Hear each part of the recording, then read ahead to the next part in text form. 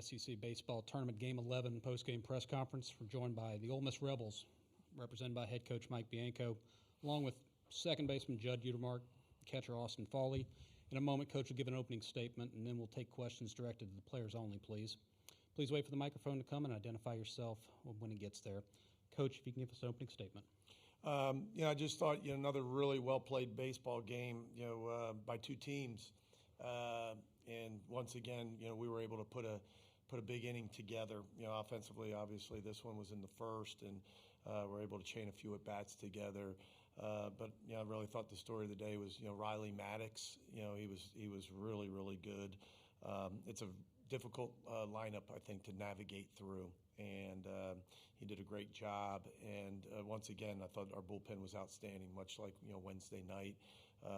Just terrific with McCausland, Morris, and then Spence at the end. So again, happy that we played well and excited that we get to stay another day in Hoover.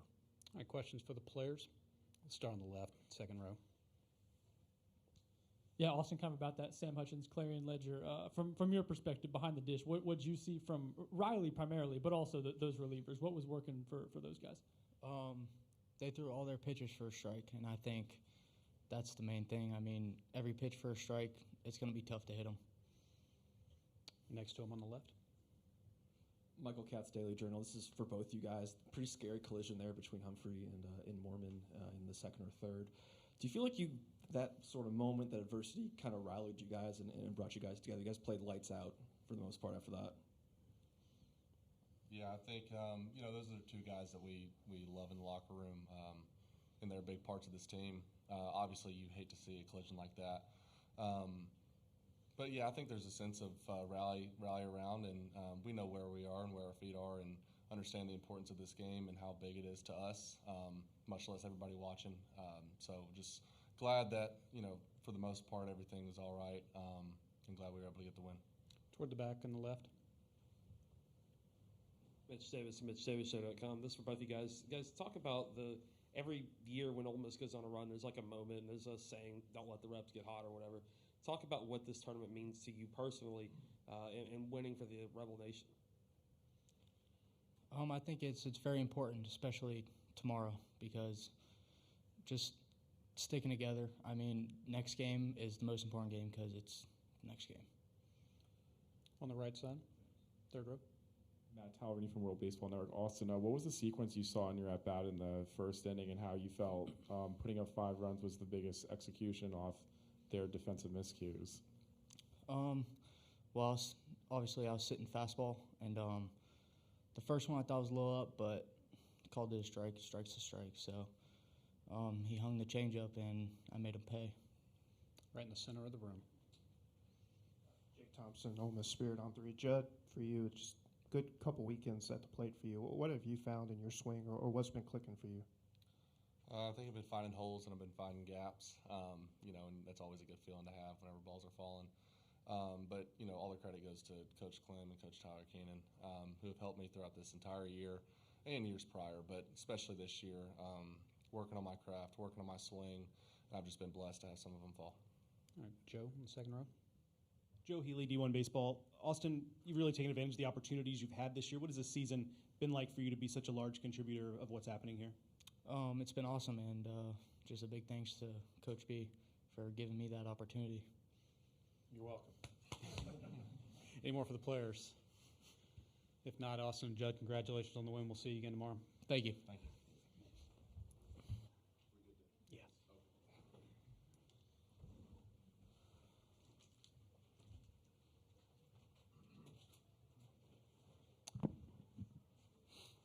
All right, if there are questions for Coach, raise your hand on the left side, second row. Michael Katz, Daily Journal. Mike, just how's Ryan Mormon doing? Don't know. I saw him. I didn't see him until right after the game, and then you guys probably don't know, but they pull you in a lot of different directions. Obviously a scary moment, for everybody, especially when you get 2 guys go down. And you never know. Bumped heads, concussion, and all kinds of injuries. But at first, we weren't sure if it was some type of head injury, just because Ryan complained of his right knee, and then as he got up and started moving around, it was his left knee. And I think it's one of those. It's pretty traumatic. Guys running full speed in the moment, and he actually came out of the game because they just wanted to really check him out because they weren't really sure what was going on. Isaac, on the other hand, again, I think it just jarred his shoulder and his right arm. I think it bothered him the rest of the game, but he toughened it out. So don't know what tomorrow will bring for either one of those guys. But yeah, it's scary, and I didn't have a good vantage point sitting in the dugout low.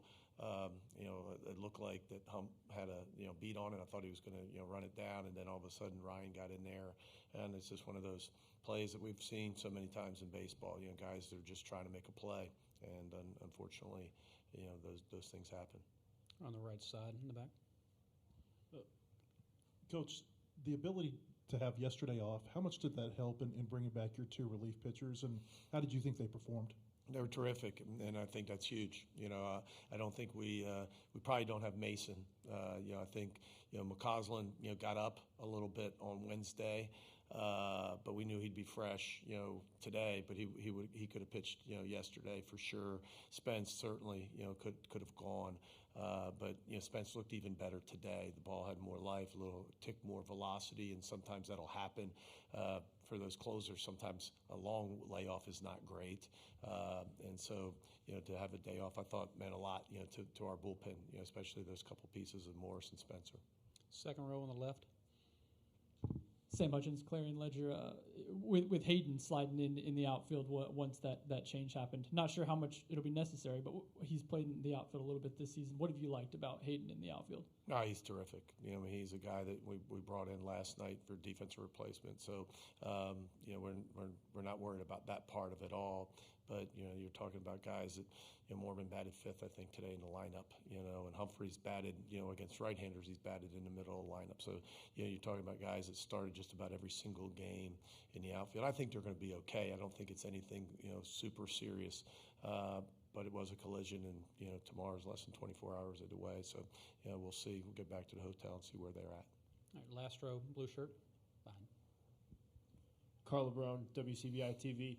Mike, you've talked this whole year about how maybe your offense has bailed you out of some games, but when you look at the box score of the last two games in the SEC tournament, it's been your defense that's carried you, especially with two great pitching performances. How encouraging is that to see you guys playing this stellar defense, knowing that there's more baseball next week? The truth of the matter is, and this is not trying to be sarcastic, I think early in the season, I think it's safe to say that we won games, especially in our league offensively. We didn't pitch it as well. And for whatever reason, it may have been a starting pitcher at that certain week, may have been a bullpen piece, but we were kind of inconsistent on the mound.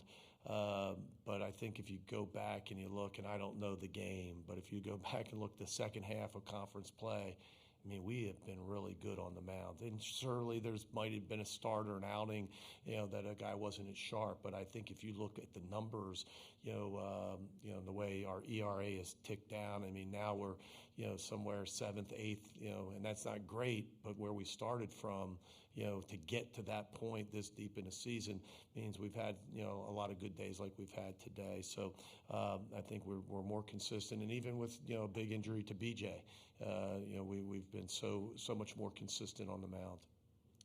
All right, let's stay on the right side. Coach, how do you just feel about today, even with the pitching staff only allowing 3 walks, striking out 11 batters? How do you just feel about your momentum tomorrow, whether going up against A&M or LSU?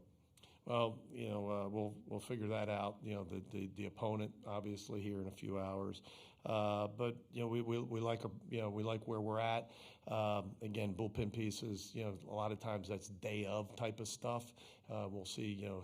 Who's ready and who can perform. But obviously, because we've had the day off and because we've won and we've been really successful on the mound, there's a lot of guys in that dugout and in that bullpen that haven't thrown yet. Right? We'll start Cade Townsend tomorrow. That's probably one of those beat writers' questions. Mason Nichols injured his bleak, past weekend. He's done great. But going into the week and when we had to turn in the roster, we felt, it just wasn't smart, even though he was felt feeling good throughout the rehab. I've watched him, play catch the last couple days, which is really encouraging. But it's something that, it wouldn't be smart, to push him this week. Just make sure that he's rested for the regional. And so, tomorrow we'll hand the ball to Cade Townsend. Joe, second row. Coach, what does it mean to have your program back in postseason stages like this one, given that you've been working the last couple of years to earn these types of opportunities again? Just proud of the guys. It's been a tough road the last couple of years for a lot of reasons, and you can look back and dissect it, and Lord knows we have with some of these guys sitting in front of me and everybody else. But just proud of the coaching staff that has hung in there. One of the things that hasn't probably been mentioned a lot, and it's really a shame. I think we're here for a lot of reasons, but none more than our three starters, Elliott, Maddox, and Nichols, and our closer Spencer. Four guys, all Mississippi guys. The three starters all were on that 22 team that won a national championship, and all could have left last summer, and gone to professional baseball, and all chose to stay. And old wins in college baseball and old wins in the Southeastern Conference. And when you return three SEC weekend starters, I don't know if anybody else does has that in the Southeastern Conference. So got three older guys on the mound. You hand the ball off in the ninth inning to a I don't know, 5th, 6th, 7th year senior, whatever Spencer is. But I think that's a huge part of it. And so just proud of those guys. And then, you look around and you got three transfers in the outfield, but old guys from Power 5 schools that have had success. And so it's been a neat year for us, I think, really gratifying as the head coach because, the culture's never left. The guys, we may have not won some, enough games the last year or two, but the culture's been super, and for it, to get to this point where we are, and with all the things ahead of us, I think it's been really neat, and proud of especially everyone, but especially those guys that I mentioned. All right, last two on the second row,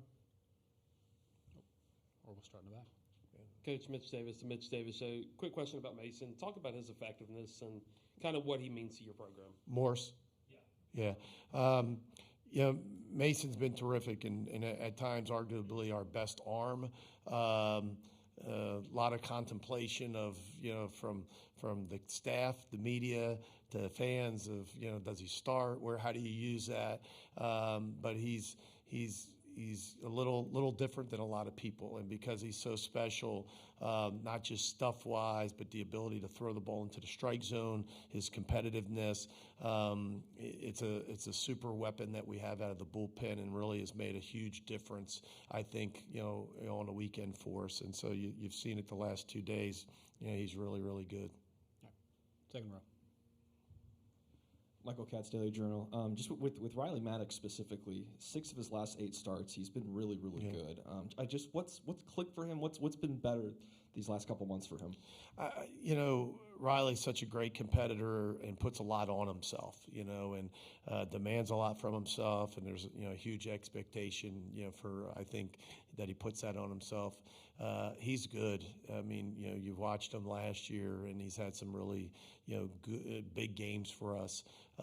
But I think really the key for him, like most pitchers, like Austin just said, is just location. He's been able, I think, and he's a guy that has control, the ability to throw strikes. But when you have command, which is really the ability to locate those pitches, 4 pitches, and he's really been able to do that. And when he does that, the stuff's really elite. It's a little different pitching sample, than you see a lot of times, where it's not a ton of 4-seam balls up in the zone. It's a sinker, slider, cutter, changeup. And he can ride the 4-seam sometimes, but when he is able to pitch at the bottom of the zone, really locate, he's terrific. And so, that's a long answer too. I think he's just really commanded it and hasn't made mistakes. And when he has, he's been able to fight out of those mistakes and get back into the zone. And sometimes that's the key to winning. It's not being perfect. It's can you minimize and get off the field and not let it blow up. And he's been really good at that. All right, last one right here on the second row. Sam Hutchins, Clarion Ledger. Mike, have you talked with the team since being in Hoover about the chance of getting postseason baseball in Swayze, or is that something you just steer away from? And Yeah, we read Joe Healy's thing today and the wayward, as all that stuff. We break it all down for the guys and what we have to do to host. And no, we have mentioned it, but we mentioned that those are things, and it's really coaches speak. They can't. I've said this several times. You can't hide them from that, right? It's like trying to get a teenager or somebody in their 20s to stay off social media. There's too much. There's too many of you guys. There's too many podcasts. There's too many internet sources, and I don't make fun of that. I'm just saying there's too much information out there, and it's hard to hide from.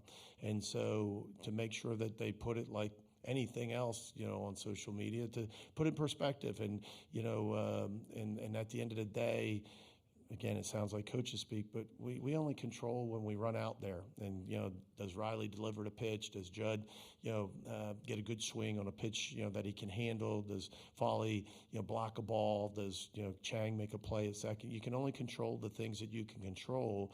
The rest of it is out of your control. It's difficult, much easier said than done, and I think especially in this day and age, for anybody, not just in college baseball and regionals and all of that, but that's not the recipe for success, to run out on a field and think that you have to do something to be able to get something else. And you've heard it, don't get caught up in the results, get caught up in the process, and that's making pitches. A lot of what these guys have already said today, and do that. So the mantra would be shower well tonight, put this game behind you, and try to play really good baseball tomorrow. All right, Coach. Congratulations. Thanks for your time. Thanks, guys.